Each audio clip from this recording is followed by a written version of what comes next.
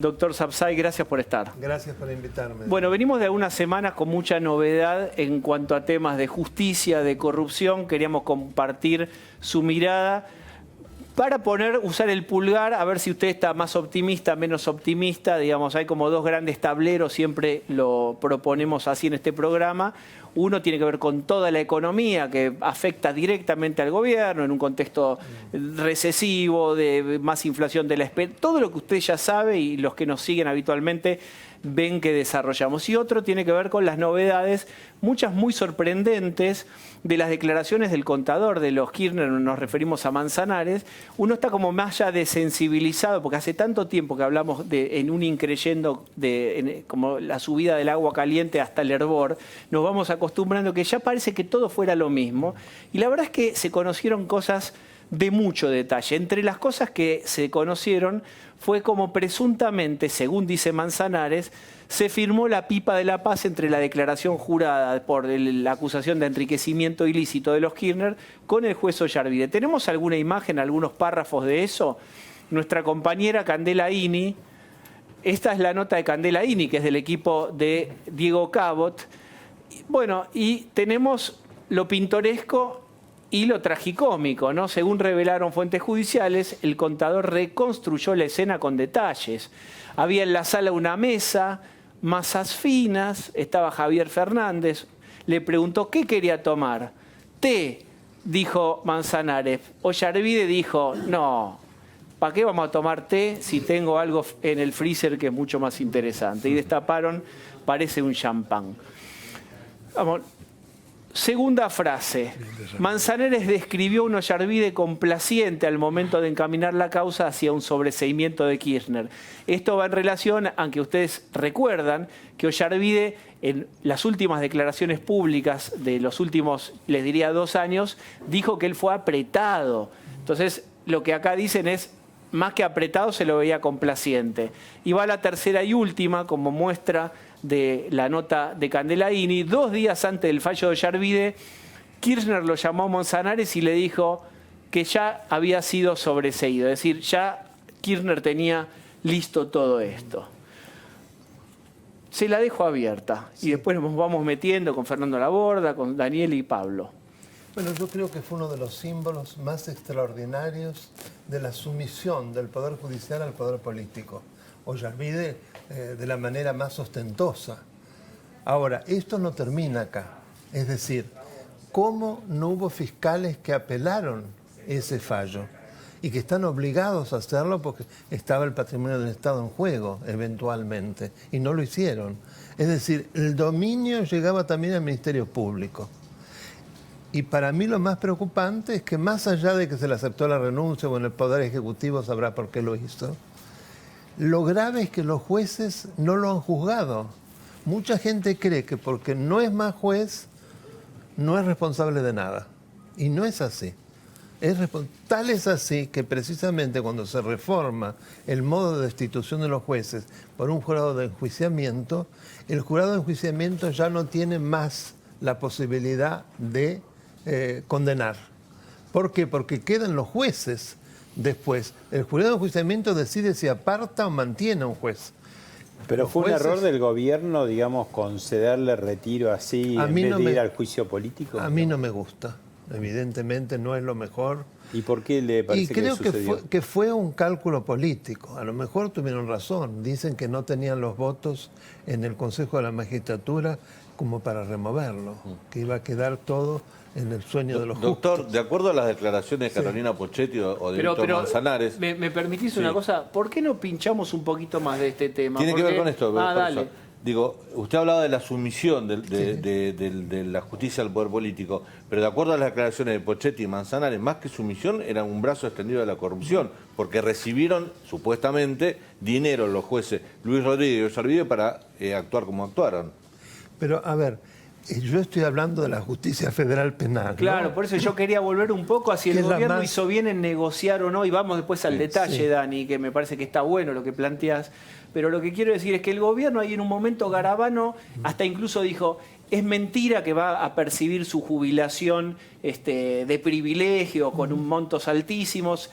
Digamos, como bajándole el precio a que había salido ganando Yarvide y algún otro juez, digamos, de estos, los más representativos de una justicia no creíble, como defendiéndose de esta acusación de, hey, ¿por qué no va a un juicio político? Y queda bien claro socialmente qué es lo que representó para determinado ciclo este juez. Bueno, ahí se defendía con eso. Usted dice que podría habido juicio político, al gobierno le faltó más muñeca, más fuerza a la pulseada. Bueno, lo que yo sé, lo que el gobierno manifestó y lo que el ministro manifestó, inclusive en charlas que he tenido con él, es que no tenían los votos para poder removerlo. Y lo importante era sacarlo. Claro. Entonces, que a mí no me guste la renuncia no quiere decir que desde el punto de vista político no había otra cosa para hacer. Cuidado. A veces es necesario hacer algo que no es lo que a uno le gusta más. Lo segundo mejor pero se fue saca eso, claro. Este personaje. Ahora, si uno observa, la mayoría de los jueces de Comodoro Pi tienen un patrimonio que no se condice para nada con lo que perciben. Fortunas, ¿no? Miremos el patrimonio de Canico Bacorral, el patrimonio de Rafecas, el patrimonio del hijo. Prácticamente de los 11 que quedan, además ostentosamente, andan con coches extraordinarios. ¿Cómo hacen para comprarlo con sueldos que, si bien son importantes, no dan para eso 300.000 pesos, que creo que es lo que cobran? Bien, retomá si querés. No, el doctor Safsay bien decía que esto es un retrato de una época de sumisión del Poder Judicial ante el Poder Político. Yo le señalaba que, de acuerdo a denuncias de testigos arrepentidos, más que una sumisión por obediencia política, era por corrupción, porque están denunciados de haber recibido grandes sumas de dinero para fallar como fallaron, ¿no? Sí, digamos que es un poquito la misma historia, ¿no? Claro. Ya el hecho de estar sumiso al poder político es una forma de corrupción. Que al final la corrupción es, digamos, como un tipo de subversión, es dar vuelta al orden natural de las cosas. Sí, pero me quedé con lo que usted dijo, que también es importante. Uno puede decir, bueno, compraron un juez para que falle a favor. ¿Y a los fiscales también que no apelaron? Sin duda. Y no ahí tengo duda. Los procuradores, Esteban Rigui primero y después Gil Carbó, ¿cuál fue, digamos, la incidencia para que los fiscales actúen de esa manera? Bueno, Gil Carbó ya no estaba, ¿no? Acá tenemos que pensar en los fiscales de primera instancia. Yo no recuerdo cuál era en ese momento, entonces bueno, no pero quiero dar yo nombres. quiero recordarle, doctor, que Rigui, con el dedo meñique en el auge de su poder, lo sacó Vudú.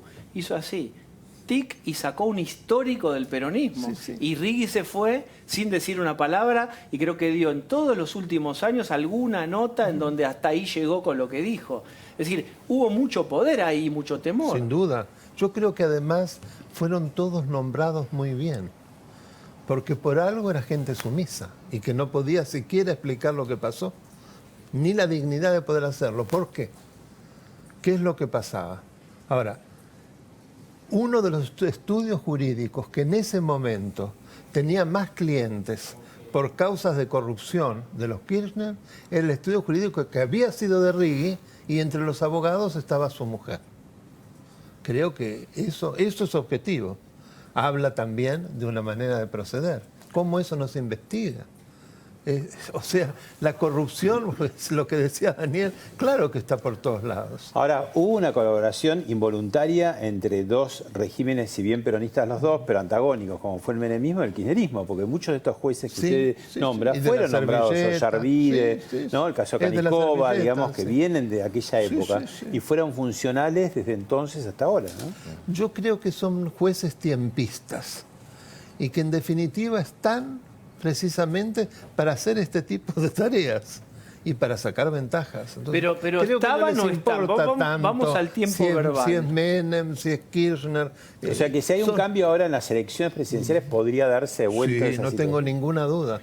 Por eso es tan importante observar, vuelta, ¿no? Claro, es decir, si realmente los concursos, como creo que se están haciendo ahora, son justos, son realmente objetivos, porque no olvidemos que los concursos de la mayoría de estos jueces, los que se dictaron, los que se nombraron en la época de Kirchner, fue vergonzoso. El caso de Rodríguez se copió, igual lo dejaron pasar. El caso de Casanelo, que se vio que era un tipo que tenía ya un examen prehecho. Hay casos de algunos que se lo cambiaron el examen. ¿Y cómo está, doctor, en su mirada ahora la justicia? Poco. Ahora, digo, ¿cambió la cosa? Lo llama usted un amigo del extranjero y dice, bueno, ¿cambió la justicia? Cambió muy poco porque no es fácil en un gobierno minoritario y que no tiene mayoría en el Consejo de la Magistratura. Ahora tampoco tiene los 2/3, porque al final se hizo todo un juego político, estaba justo con las designaciones que se hicieron y le faltó, bueno, todos vimos en el Congreso qué es lo que ocurrió. Doctor Sabzai, viendo algunas cifras, en 20 años, entre 1996 y 2016, hubo 1.152 causas de corrupción que llegaron a los juzgados federales de Comodoro Pi, concretamente. Sí. Apenas el 8% terminó en juicio oral. ¿Eso puede que esté cambiando o puede que empiece a cambiar? Y sí, porque fijémonos que nunca ha habido tantos detenidos y funcionarios de un nivel nada menos que debido en toda la historia de la justicia argentina. Eso también es un hecho objetivo. Entonces, ustedes me preguntaban, ¿está mejor? Bueno, eso es una señal que está mejor. ¿Esto es un logro del gobierno de Mauricio Macri? Sí, yo creo que, no tengo duda. Si pasa ahora, absolutamente. ¿Cuál es exactamente el logro? No observa. ¿Cuál es para usted el logro? El logro es que si en la lucha contra la corrupción y por la independencia de la justicia se pueden hacer tantos juicios a funcionarios de un nivel impresionante. Bueno, el lunes que viene, si no me equivoco, la expresidenta va a ser sometida a 7 u 8 indagatorias. Sí. Recuerden que en la época de Menem, post-Menem, prácticamente solo María Julia Alzogaray. Este es un detalle que no es un detalle, es importante, porque si no, está la idea de que siempre estamos en una circularidad repetitiva. Sí. Usted advierte otra cosa, que claro, cuando Menem pierde el poder, no es tan enjuiciado como si lo fue o tan, digamos, acusado o metido en causas como lo fue Cristina durante este gobierno. Sin duda. ¿Y qué podría pasar cuando termina la era Macri? Bueno, eso está por verse, ¿no es cierto? No olvidemos el del tiempismo. Yo creo que si ganase Cristina, van a indultar a todos. Bueno, ahí tienen ustedes. No tengo ninguna duda. Perdón, yo no dejaría pasar esta afirmación. ¿Indultar o amnistiar? Bueno, perdón, ¿tienen lo de Delía? Por el Congreso. Creo que lo va a hacer ella a través de la figura del indulto, que Menem también lo utilizó. Está mal que se haga un indulto masivo. Pero como ya hay antecedentes... algo de esto, a su estilo, menos académico, pero apuntando, quizás conociendo que la justicia va a pedir que vuelva a prisión, dijo ayer Luis Delía. A ver. Aquí con el imperio no se puede ser moderado, ni piedad con estos hijos. Cuando volvamos con todo, muchachos, que aprendimos esa lección. La salida de esta peste es el nacionalismo popular revolucionario. Nueva constitución, expoliación de Clarín, nacionalización del comercio exterior, nacionalización y cooperativización de la banca, reforma agraria, reforma urbana, estatización de todas las empresas de servicio público, que los servicios públicos sean declarados un derecho humano, puesta en disponibilidad de toda la justicia, en especial de la justicia federal, todos a revisarle todos los pliegos, y los que se prestaron a meter preso a los compañeros, ni piedad. Esos jueces van a ir a la cárcel, hijo de... Esto es una cosa grotesca de un energúmeno que está favoreciendo enormemente al gobierno. Como es un tipo muy ignorante y bruto, no se da cuenta que le está haciendo un inmenso favor.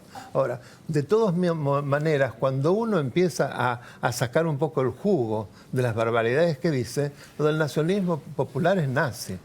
Ayer estaba reunido con Santiago Cunio. Lo otro es Venezuela, que va a hacer públicos los servicios públicos, todas las empresas. Y la amenaza a los jueces que están interviniendo en las causas de corrupción generalista, eso es grave. Pero es acá gravísimo. te dijo Sabzai, si gana Cristina, todos libres. No tengo duda. Y ahí está. Este es un personaje importante, pero, digamos, por eso, en el elenco. Por eso muchos bajan el precio y cristinista. dicen, no hay que escuchar. Yo digo, ojo, que a veces Luis Delía es el que se anima a decir cosas que los otros no se animan a decir, la voz pero que tal vez es el inconsciente. No son tan idiotas. Bueno, es la voz sin anestesia. Es la voz sin anestesia. Pero digamos, claro, así sería. Y se puede haber un procedimiento por el cual, listo, todos libres, se interrumpen los procesos, las investigaciones. ¿Se puede hacer eso? Vamos a ver si la sociedad lo permite, ¿no? ¿Cuál es la reacción de la sociedad frente a semejante horror? Porque nos convertimos enseguida en Venezuela. Lo mismo Dalbón, las cosas que dijo. Sí. Dalbón, ríos de sangre. Ahora, doctor, una pregunta. Frente a toda la polémica que se despertó ahora por la cantidad de prisiones preventivas sin condena firme, desbrozar ahí un poco quién está bien preso, quién no, cómo podemos saber, digamos, de la justicia de algunas prisiones y cuáles son un poco excesivas. Sí, es que la hubiera. Eso realmente es el juez que lo debe apreciar si hay peligro de que se profugue o de que entorpezca el desarrollo del proceso. Ahora bien, es notable que esta preocupación tan grande por las prisiones preventivas de estos personajes no se traslade a los pobres presos, que están presos en prisión preventiva por años. O el caso, yo sé que esto que voy a decir no es políticamente correcto, no me importa, de los supuestos represores, no han sido juzgados, que por un lado todos los que tienen más de 70 años tendrían que estar con prisión domiciliaria. No, tienen una prisión en las peores circunstancias. Y algunos tienen prisión preventiva de más de 10 años. Bueno, pero cuando no puede ser más de 2. No, pero de todas maneras da una idea de que hay toda una campaña. Una historia, ¿no? ¿No? Hay una campaña para desprestigiar la figura de la prisión preventiva. Ahora, la mayoría de ellos yo no tengo dudas que con el poder que manejan y el dinero hay peligro de las dos cosas. ¿Quién puede decir una cosa contraria? La cantidad de palancas que pueden... está bien preso debido, vudú, sí, sin duda. Yo creo que por lo menos la mayoría. Además, en los casos, por ejemplo, de los arrepentidos, vimos en el caso de Pochetti hoy. Vudú estaba preso con condena, recordemos, ya no es preventiva, no tiene condena en primera instancia. Pero no firme, digamos. Pero tiene una condena, ya no es preventiva. Igual, tenía una condena y la sentencia es horrible. Y además se trata de una jueza absolutamente de justicia legítima. Porque existe este otro problema.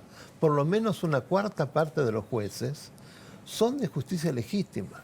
Y permanentemente entorpecen a este gobierno. Es decir, si hubiera razón, yo estaría de acuerdo. Con el tema de las tarifas, al principio tuvieron razón.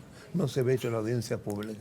Pero en la mayoría de los casos no tienen razón. Ahora, estamos viendo imágenes de Carolina Pochetti, la viuda de Daniel Muñoz, y ella, como ha dado una cantidad de testimonios muy valiosos, consiguió hoy la excarcelación. ¿Cómo ve eso, no? Digamos, una persona aporta mucha información, pero al mismo tiempo fue cómplice de, digamos, de un desfalco de millones y millones de dólares, ¿no? Evidentemente, desde un primer punto de vista, uno lo ve como algo terrible. Pero en la lucha contra la corrupción no tenemos muchas otras figuras para realmente llegar al hueso de la cuestión. En Brasil, y esto lo decía Sergio Moro siempre, decía, si no tuviésemos dos figuras, el testigo protegido y la extinción de dominio, no hubiéramos podido avanzar ni un ápice. Entonces, evidentemente, porque ¿qué pasa? La persona que se corrompe y que roba del Estado, que mete las manos en la lata, no deja sangre en la lata. Desgraciadamente no. Entonces las pruebas son muy pequeñas. Si se llega gracias a testimonios para poder realmente seguir el hilo en la investigación, bueno, yo creo que es utilísimo. Lo haremos tripa corazón, pero bueno, es así la institución y sirve.